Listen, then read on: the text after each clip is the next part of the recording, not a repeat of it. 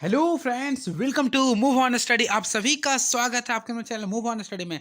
आज मैं आप लोग के सामने झारखंड एकेडमिक काउंसिल के द्वारा फ्रेंड्स मॉडल प्रश्न पत्र जारी किया गया है। आप लोग देख सकते हैं सोशल साइंस का। तो मैं फ्रेंड्स आप लोग के सामने क्लास 10 का सामाजिक विज्ञान का लेके आया हूँ। इससे पहले फ्रेंड्स मैं आप लोगों के सामने साइंस और मैथ्स का अपलोड कर चुका हूँ। तो चलिए बिना टाइम गवाए स्टार्ट करता हूँ सोशल साइंस का। तो पहला क्वेश्चन आप लोग देख सकते हैं क्या लिख रहा है। राष्ट्रवाद में एक निश्चित भौगोलिक क्षेत्र में रहने वाले जनता इनमें से किसके द्वारा जुड़ी होती है। फ्रेंड्स सबसे पहले लोग जानना चाहेंगे राष्ट्रवाद। राष्ट्रवाद क्या होता है? देखिए, राष्ट्र का अर्थ होता है देश, अवाद यानी होता है उस देश का भागीदारी। यानी राष्ट्रवाद उसे कहते हैं जो किसी देश की संस्कृति, सभ्यता, इतिहास से संबंधित जो होता है उसे बोलते हैं राष्ट्रवाद। तो फ्रेंड्स एक राष्ट्रवाद में देखिए समान संस्कृति भी होनी चाहिए, समान इतिहास भी होना चाहिए, भाषा और लोक परंपरा भी होनी चाहिए, और इनमें से सभी। तो इसका जो राइट आंसर होगा ऑल ऑफ दीज। क्लियर है? तो पहला का जो राइट आंसर होगा ऑल ऑफ दीज, इनमें से सभी। नेक्स्ट, जर्मनी के एकीकरण में प्रमुख भूमिका निभाने वाले बिस्मार्क कहाँ के चांसलर थे? तो फ्रेंड्स काफी तगड़ा क्वेश्चन है ये। तो जर्मनी का एकीकरण जो हुआ था वह बिस्मार्क के द्वारा हुआ था, जिसमें बिस्मार्क जो चांसलर थे वह प्रसा के थे। याद रखें कहाँ के थे फ्रेंड्स? प्रसा में थे। और ये कब बने थे? 1862 में। ये भी आप लोग याद कर सकते हैं। क्लियर है? और इससे पहले इटली का एकीकरण का जो मेन नायक था उसे बोलते थे Joseph मैत्सनी। Next question, Sardar Vallabh भाई पटेल ने किस किसान आंदोलन का नेतृत्व किया था? तो फेमस क्वेश्चन है फ्रेंड्स। सरदार वल्लभ भाई पटेल ने, तो इन्होंने जो किया था वह बारदोली आंदोलन किया था। वारदोली आंदोलन किया था, जिसमें 1928 में किया गया था। किसके कब किया गया था फ्रेंड्स? 1928 में किया गया था सरदार वल्लभ भाई पटेल के द्वारा। ठीक है, इसी समय फ्रेंड्स इसे सरदार की उपाधि भी दिया गया था, जो कि वारदोली की महिलाओं लोग ने दिया था। याद रखेंगे। क्लियर है? और इसके जन्म दिवस के शुभ अवसर पर भारत में प्रत्येक वर्ष 31 अक्टूबर को लौह दिवस भी मनाते हैं या फिर एकता दिवस भी मनाते हैं। याद रखेंगे आप लोग। क्लियर है? और भारत में सबसे बड़ी सरदार वल्लभ भाई की स्टैचू यानी स्टैचू ऑफ यूनिटी गुजरात में है। याद रखेंगे, नर्मदा नदी के किनारे अवस्थित है। क्लियर है? इसे याद रखेंगे। जिसकी जो ऊंचाई है फ्रेंड्स 182 मीटर है। ये भी याद कर सकते हैं आप लोग। नेक्स्ट क्वेश्चन, फ्रेंड्स मैं कुछ ऑप्शन से खेल देता हूं ताकि आप लोगों को क्वेश्चन में प्रॉब्लम हो। देखिए, खेड़ा आंदोलन जो हुआ था 1918 में हुआ था। ये भी आप लोग याद कर सकते हैं। वारदोली जो आंदोलन हुआ था वह 1928 में हुआ था। इसके साथ साथ चंपारण जो हुआ था, काफ़ी तगड़ा क्वेश्चन है, 1917 में हुआ था। अब व्यक्तिगत सत्याग्रह, तो फ्रेंड्स सत्याग्रह आप लोग खुद कमेंट बॉक्स में लिखें कब हुआ था। Next question, Simon commission Bharat क्यों आया था? तो साइमन कमीशन जो भारत आया था उसके पीछे जो रीजन था, भारत में संवैधानिक व्यवस्था की कार्यशैली का अध्ययन करने के लिए आया था। क्लियर है? और फ्रेंड्स साइमन कमीशन जो भारत आया था यह 1928 में आया था। ये भी आप लोग समझ के रखिए, 1928 में आया था। क्लियर है? नेक्स्ट, साइमन कमीशन भारत छोड़ो एक नारा लगाया था, लाला लाजपत के द्वारा लगाया गया था। ये भी आप लोग याद कर सकते हैं।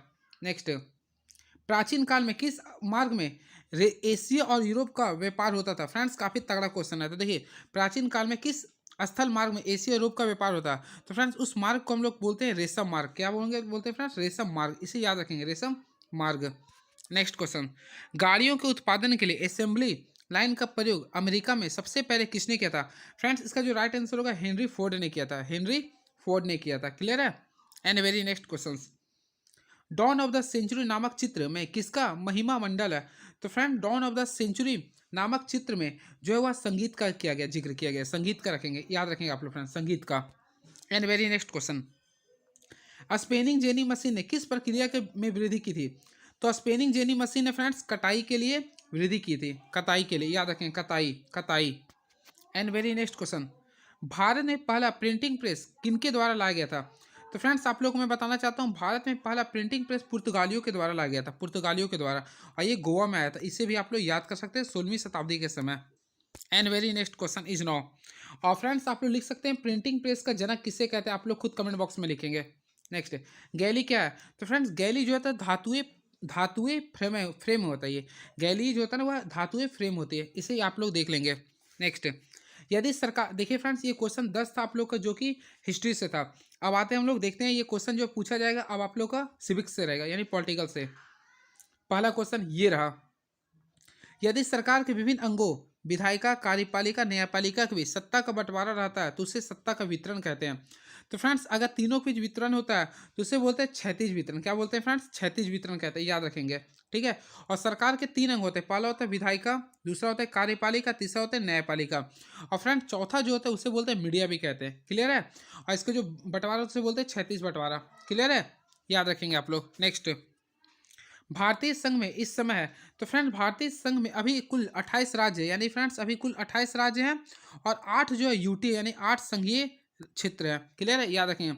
भारत का अंतिम राज्य जो है, भारत का जो अंतिम राज्य है वह तेलंगाना है और अंतिम केंद्र शासित प्रदेश वह जो है आप लोग खुद कमेंट बॉक्स में लिख सकते हैं, जम्मू कश्मीर के बाद जो हुआ था लद्दाख है। क्लियर है, यानी कि अंतिम राज्य हो गया तेलंगाना, याद रखेंगे फ्रेंड्स, तेलंगाना हो गया और अंतिम जो केंद्र शासित प्रदेश है वह लद्दाख अभी लिख सकते हैं। क्लियर है, जो कि 31 अक्टूबर 2019 को बना था, ये भी आप लोग याद कर सकते हैं। क्लियर है, और तेलंगाना का जो गठन हुआ था वह 2 जून 2015 को हुआ था, 2 जून 2014 को हुआ था। नेक्स्ट क्वेश्चन, तो इसका जो राइट आंसर होगा ऑप्शन नंबर बी होगा, 28 राज्य और 8 संघीय क्षेत्र होता है। क्लियर है, नेक्स्ट, मैक्सिको ओलंपिक की कहानी किस आंदोलन से संबंधित है? तो फ्रेंड्स मैक्सिको ओलंपिक की कहानी जो है ना वह नस्लाभेद आंदोलन से संबंधित है, इसे आप लोग याद कर लेंगे, नस्लाभेद आंदोलन से संबंधित है, ये भी काफी महत्वपूर्ण क्वेश्चन है ये। नेक्स्ट, संविधान के किस अनुच्छेद द्वारा अस्पृश्यता को समाप्त किया गया? तो फ्रेंड्स याद करेंगे, अस्पृश्यता का अर्थ होता है छुआछूत, तो संविधान के आर्टिकल नंबर 17 के द्वारा अस्पृश्यता को समाप्त कर दिया गया। क्लियर है, इसे बोलते हैं छुआछूत भी बोलते हैं। क्लियर है, याद रखेंगे आप लोग। And very next question, BAMCEF निम्न में से किसका संगठन है? तो बामसेफ जो है वह सरकारी कर्मचारियों का संगठन है, सरकारी कर्मचारियों का संगठन है। ठीक है, एंड नेक्स्ट क्वेश्चन, भारत में राजनीतिक दलों की मान्यता कौन देता है? तो फ्रेंड्स मैं आप लोगों को बताना चाहता हूँ, भारत में राजनीतिक दलों की जो मान्यता देता है वह चुनाव आयोग देता है। कौन देता है फ्रेंड्स? चुनाव आयोग देता है। क्लियर है, चुनाव आयोग देता है। और चुनाव आयोग का जो आर्टिकल होता है आर्टिकल नंबर 324 होता है। क्लियर है, आर्टिकल नंबर 324 के तहत अब भारत में भी कुल 9 राष्ट्रीय पार्टी है। याद रखें, भारत में भी कुल 9 राष्ट्रीय पार्टी है, जिसमें फ्रेंड्स 9वां जो राष्ट्रीय पार्टी वो करंट अफेयर आम आदमी पार्टी है, जिससे बोलते हैं आम आदमी पार्टी AP। ठीक है, और इसको जो चुनाव चिन्ह हुआ झाड़ू छाप है, और इसका मेन जो इसका जो मेन है अध्यक्ष वह अरविंद केजरीवाल है, जो कि दिल्ली का वर्तमान मुख्यमंत्री है। क्लियर है, अब पहला जो पार्टी है वह कांग्रेस पार्टी था। ठीक है, जिसका स्थापना हुआ था 1885 में। क्लियर है, तो राजनीतिक दलों को मान्यता कौन देता है फ्रेंड? चुनाव आयोग। क्लियर है, और चुनाव आयोग भारत के आर्टिकल नंबर कितना में जिक्र किया गया? 324 आर्टिकल में जिक्र किया गया। अब भारत में भी कुल कितना राष्ट्रीय पार्टी? 9। 9वां कौन है फ्रेंड्स? आम आदमी पार्टी। इसका चुनाव चिन्ह क्या है? झाड़ू छाप है। क्लियर है, याद रखेंगे आप लोग। नेक्स्ट क्वेश्चन, लोकतांत्रिक सरकार होती है, तो फ्रेंड्स लोकतांत्रिक सरकार जो है उत्तरदायी सरकार भी होती है, जिम्मेदार सरकार भी होता है, वैध सरकार भी होती है। तो ऑप्शन के अकॉर्डिंग देखा जाए तो इसका होगा उपरोक्त सभी होगा। क्लियर है, उपरोक्त सभी होगा। अब भारत में जो लोकतंत्र दिवस मनाते हैं प्रत्येक वर्ष 15 सितंबर को लोकतंत्र दिवस मनाते हैं, ये भी क्वेश्चन आप लोग लिख सकते हैं। क्लियर है, आप लोग का जो सब्जेक्टिव पेपर होगा आप लोग वर्ड बनाने के लिए लिख सकते हैं, ये सब काफ़ी हटके रहेगा आप लोग का। ठीक है, नेक्स्ट क्वेश्चन, लोगों को राजनीतिक सुधार लागू करने में और सशक्त बनाने में कौन सा अधिनियम सिस्टम है? तो फ्रेंड्स क्वेश्चन आप लोगों को समझना होगा, लोगों को राजनीतिक सुधार लागू करने में और सशक्त बनाने में कौन सा अधिनियम सिस्टम है? तो फ्रेंड्स सबसे इंपॉर्टेंट जो होता है वह सूचना का अधिकार होता है। क्या होता है? सूचना का अधिकार, क्योंकि आप लोगों को सूचना मिलेगा तभी आप लोग राजनीतिक में भाग लीजिएगा। क्लियर है, तो सूचना का अधिकार होता है। क्लियर है, याद रखेंगे आप लोग। ठीक है, और मैं ऐसे आर्टिकल में जिक्र कर देता हूँ जो आप लोगों के लिए काफ़ी मददगार होगा। क्लियर है, तो फ्रेंड्स सबसे पहले देखिए समानता का अधिकार जो हुआ आर्टिकल नंबर 14 में जिक्र किया गया। शिक्षा का अधिकार तो आर्टिकल नंबर 21A में आपका शिक्षा का अधिकार जिक्र किया गया। स्वतंत्रता का अधिकार तो फ्रेंड्स 19 में होता है स्वतंत्रता का अधिकार। ठीक है, एंड नेक्स्ट क्वेश्चन, निम्नलिखित में से किस राजनीतिक संस्था में महिलाओं के लिए सीटें आरक्षित है? तो फ्रेंड्स महिलाओं के लिए जो सीटें आरक्षित है वह पंचायती राज में है। याद रखेंगे आप लोग, पंचायती राज में महिलाओं लोग के लिए सीट आरक्षित है। और इसका जो आर्टिकल जो है वह 243 का डी होता है। 243 के डी के तहत महिलाओं लोग को 1/3 आरक्षण किया गया। क्लियर है फ्रेंड्स, याद रखेंगे आप लोग। क्लियर है, याद रखेंगे। तो महिलाओं को जो सीटें जो आरक्षित होती है वह पंचायती राज में होता है। ठीक है, और मैं आप लोग को ये भी बताता हूँ भारत में पंचायती राज जो लागू हुआ था वह 24 अप्रैल, मैं एक्स्ट्रा बता रहा हूँ, भारत में जो पंचायती राज जो लागू हुआ था वह 24 अप्रैल लिख देता हूँ मैं, 24 अप्रैल 1993 को लागू हुआ था। इसलिए प्रत्येक वर्ष भारत में 24 अप्रैल को पंचायती दिवस भी मनाते हैं। क्लियर है, इसे याद रखेंगे। और महिलाओं लोग का जो सीट होता है कितना होता है फ्रेंड? 243 का डी में होता है, इसे भी आप लोग याद कर सकते हैं। क्लियर है, एंड नेक्स्ट क्वेश्चन, नर्मदा बचाओ आंदोलन का नेतृत्व किसने किया था? तो फेमस नर्मदा बचाओ आंदोलन का जो नेतृत्व किया था वह मेधा पाटेकर ने किया था। मेधा पाटेकर ने किया था। क्लियर है, जो फ्रेंड्स नर्मदा नदी के किनारे स्थित है। क्लियर है, and very next question is now, समाप्यता के आधार पर संसाधन कितने के प्रकार के होते हैं?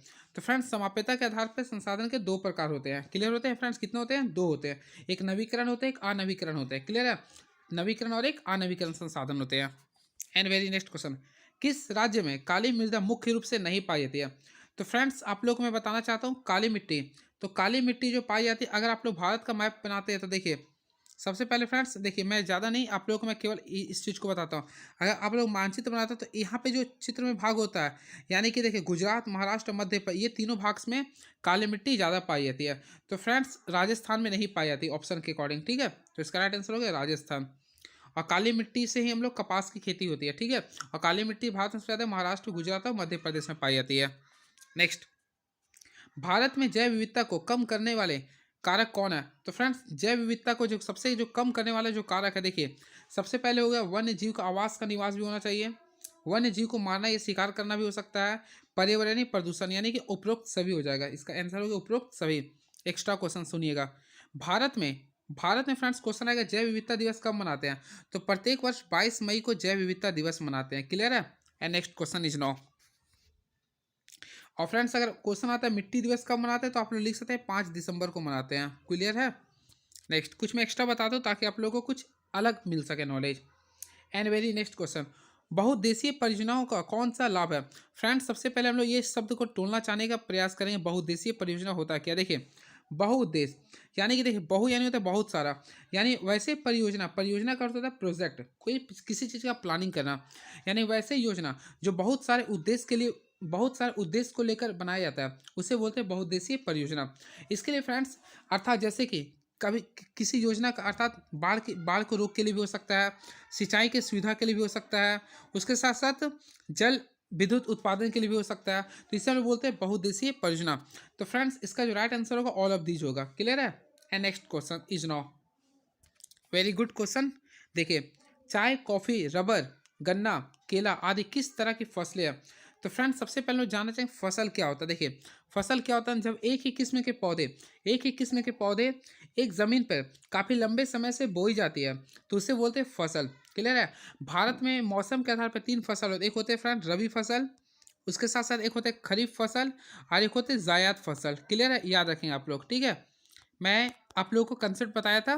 तो फ्रेंड्स इसी के आधार पे बोला, देखिए यहाँ पे समझना आप लोगों को, चाय, कॉफ़ी, रबर और केला, तो ये जो फसल होते हैं तो ऑप्शन के अकॉर्डिंग दिखाया तो फ्रेंड्स ये जो होगा रोपण फसल है। कैसा? ये रोपण फसल है। रोपण फसल उस फसल को कहते हैं जो फ्रेंड्स जिसका उद्देश्य होता है, जो भारत में अधिक मात्रा में उपजाई जाती है। क्लियर है? उसके साथ साथ जिसका भारत से निर्यात किया जाता है, यानी किसी देश में बेची जाती है, ठीक है, जो आवश्यकता से अधिक मात्रा में उपजाई जाती है और जिसके लिए अधिक जमीन की जरूरत होती है और जो किसी देश में निर्यात कर सकते, उससे बोलते हैं रोपण फसलें। तो चाय, कॉफ़ी, रबर, गन्ना, केला एक रोपण फसल है। क्लियर है? और फ्रेंड्स चाय और कॉफ़ी जो भारत में होती है सबसे ज़्यादा होते हैं पूर्वी, उत्तर पूर्वी भागों में होते हैं। क्लियर है? याद रखेंगे असम के भागों में होते हैं। क्लियर है? एंड नेक्स्ट क्वेश्चन तो मैं फ्रेंड्स और भी बता देता हूँ। देखिए ये तो हो गया, अब देखिए एक्स्ट्रा मैं बता रहा हूँ, ध्यान रखिएगा ताकि आप लोगों को बहुत सारा कुछ नॉलेज मिल सके। दलहन फसलें, तो फ्रेंड्स दलहन फसल में जितना दाल वाला आता है, चाहे अरहर दाल हो गया, चाहे मूंग लिख सकते हैं, मसूर लिख सकते हैं, ये सब आ जाएगा दलहन फसलें में, ठीक है। तिलहन में लिख सकते हैं आप लोग सरसों लिख सकते हैं। क्लियर है? और सोयाबीन भी लिख सकते हैं। अब मोटे अनाज में लिख सकते हैं धान लिख सकते हैं, गेहूँ लिख सकते हैं, ज्वार लिख सकते हैं, बाजरा लिख सकते हैं। क्लियर है? And next question is now. तो फ्रेंड्स भारत में धान की खेती मुख्य रूप से किस फसल ऋतु में की जाती है? तो फ्रेंड्स सबसे पहले आप लोगों को समझना पड़ेगा क्या बोला धान, तो धान के लिए किस खेतों में किस फसल ऋतु में की जाती है? तो देखिए आप लोग को मैं एक ट्रिक बताता हूँ। देखिए फसल जो उगाई जाती है, आप लोग को केवल एक ट्रिक मैं सिखाता हूँ, नाजो। आप लोग एक बार कमेंट बॉक्स में लिख दीजिएगा नाजो।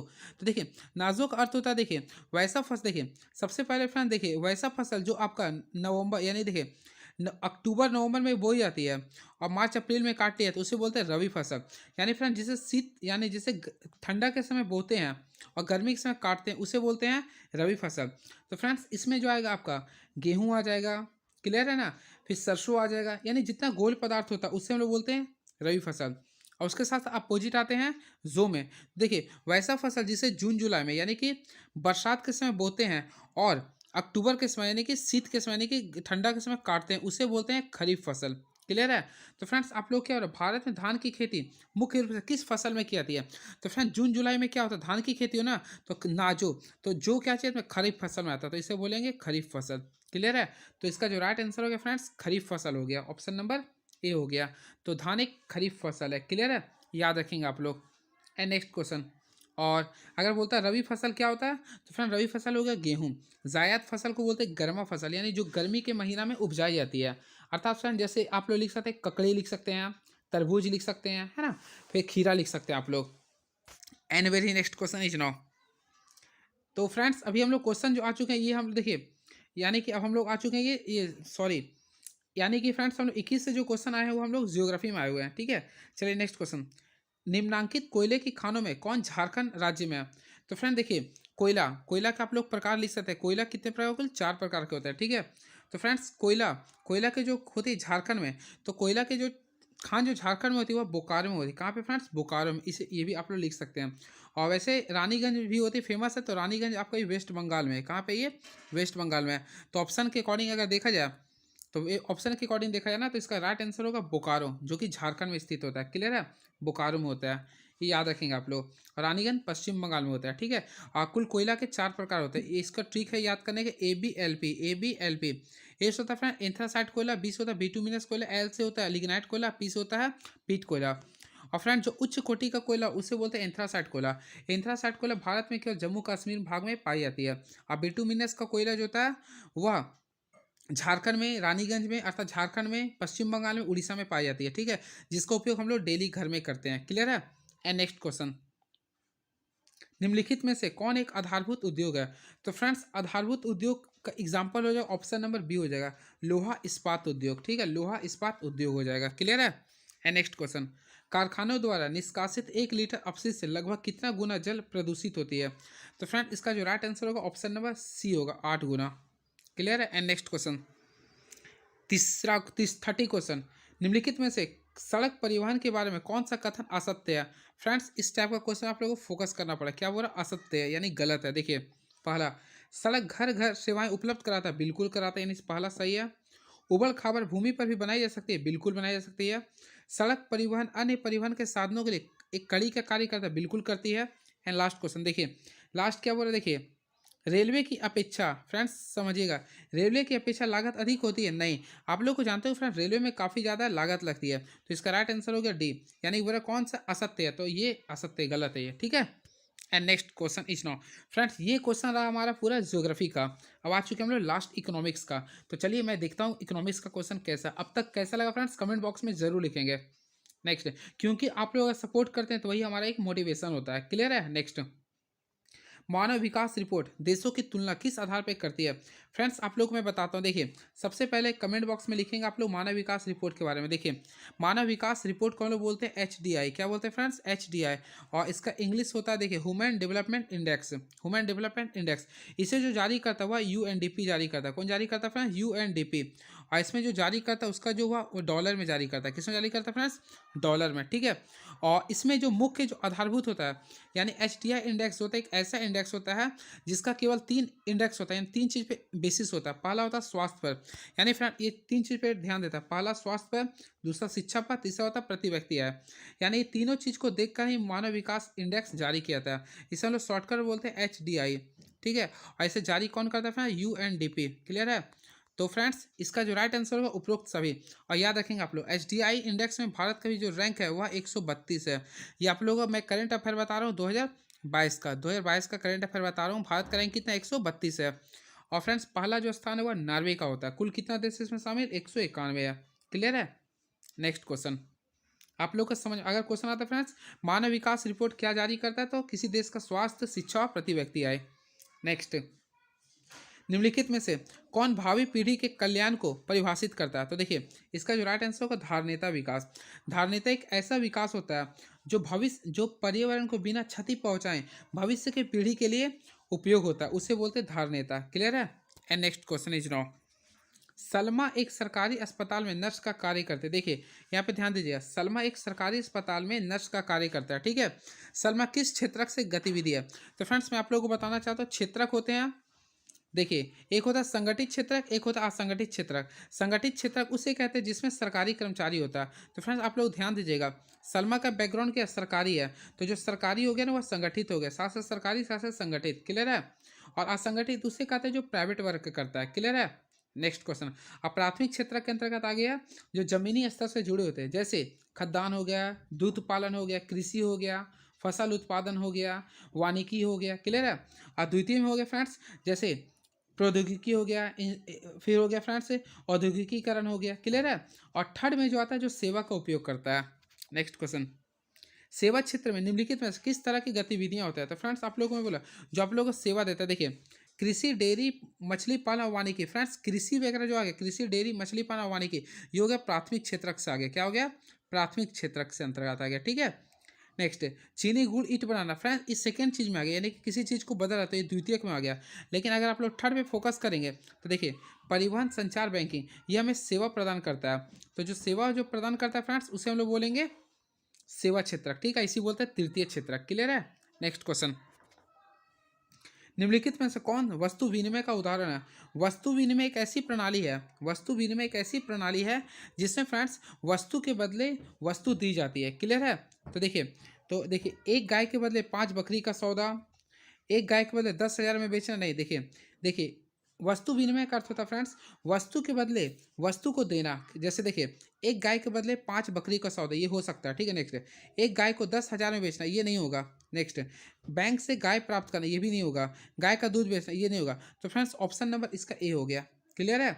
जैसे फ्रेंड्स पुराने ज़माने आप लोग जानते हैं किसी पास अगर धान होता था तो और किसी पास गेहूँ होता था, दोनों एक दूसरे को बदला बदली करते थे, इसी बोलते हैं वस्तु विनिमय। नेक्स्ट क्वेश्चन, व्यापारिक बैंक के क्या कार्य है। तो फ्रेंड्स इसे हम लोग इंग्लिश में बोलते हैं कॉमर्शियल बैंक।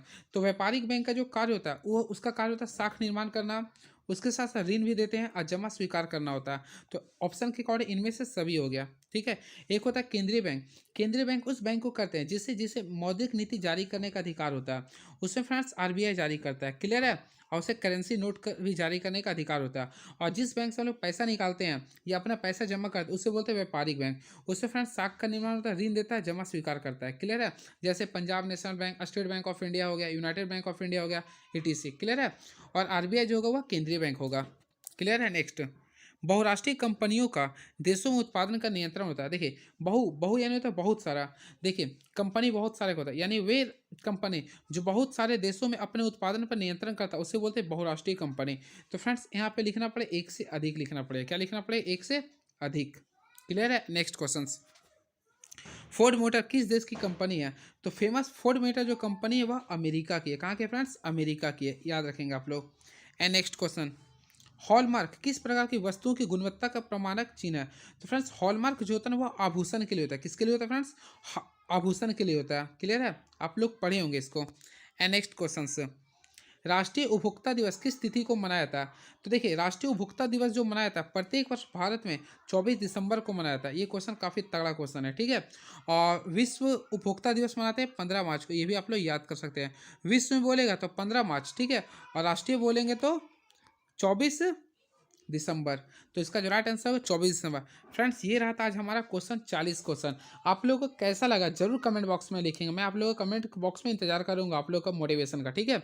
चलिए अब नेक्स्ट वीडियो में मिलता हूँ। इससे पहले फ्रेंड्स मैं आप लोगों को बताना चाहता हूँ आप लोगों का साइंस भी अपलोड कर चुका, मैथ्स भी और सोशल साइंस को भी, ठीक है। Thank you so much.